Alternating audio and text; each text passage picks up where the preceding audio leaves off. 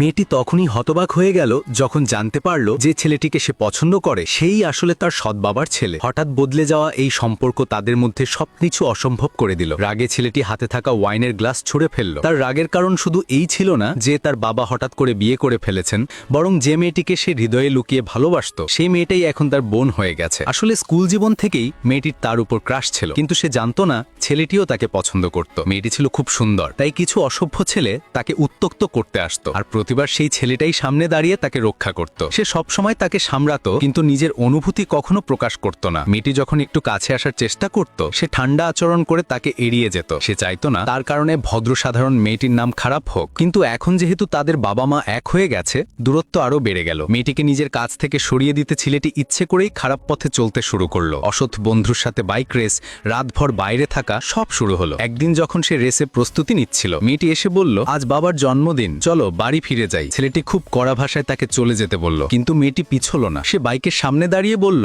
আজ তুমি আমার সাথেই বাড়ি যাবে। রাগে ছেলেটি বাইক স্টার্ট করলো এবং সরাসরি তার দিকে চালিয়ে দিল, কিন্তু শেষ মুহূর্তে ব্রেক চাপলো। মেয়েটি চোখ খুলে দেখে বাইক তার একদম সামনে থেমে আছে। সে পেছনে বসা মেয়েটিকে নামতে বলল এবং কোনো কথা না বলে মেয়েটিকে নিয়ে বাড়ি ফিরে গেল। বাড়িতে ফিরেই মেয়েটির মনে হাজারো চিন্তা। সে ভাবলো ছেলেটি নিশ্চয়ই আধুনিক স্টাইলিশ মেয়েদের পছন্দ করে, কিন্তু তার মা কখনো তাকে সেই ধরনের পোশাক পরতে দিতেন না। একদিন যখন ঘরে কেউ ছিল না, সে নিজেকে একটু বদলে দেখার সিদ্ধান্ত নিল। নিজের পছন্দের ড্রেস পরে বন্ধুদের সাথে বের হতে যাচ্ছিল। দরজা খুলতেই সে তাকিয়ে দেখে সামনেই ছেলেটি দাঁড়িয়ে। কয়েক সেকেন্ড সে মেয়েটির দিকে তাকিয়ে রইল। মেয়েটি মিথ্যে বলে ফেলল, আমি আমার বয়ফ্রেন্ডের সাথে দেখা করতে যাচ্ছি। ছেলেটি তার গালে থাকা ছোট্ট আঁচড় দেখে আলতো করে একটি ব্যান্ডেজ লাগিয়ে দিল। শুধু এতটুকুই বলল, চলো তাকে বেশি অপেক্ষা করিও না। কিন্তু ক্যাফেতে পৌঁছে মেয়েটি দেখে ছেলেটি বাইরে দাঁড়িয়ে আছে। সে মোবাইলে মেসেজ পাঠালো, দেখছি তোমার বয়ফ্রেন্ড এখনো আসেনি। মেয়েটির রাগ বেড়ে গেল। ঠিক তখনই তার সিনিয়র সেখানে এসে পড়ল। মেয়েটি ইচ্ছে করে ছেলেটিকে ঈর্ষান্বিত করতে সিনিয়রের হাত ধরে বলল, চলো কফি খাই। ছেলেটি সব দেখলো, কিন্তু কিছু না বলে চুপচাপ বাইক স্টার্ট করে চলে গেল। হয়তো এটাই হয় তরুণ বয়সে সবচেয়ে বড় ভুল।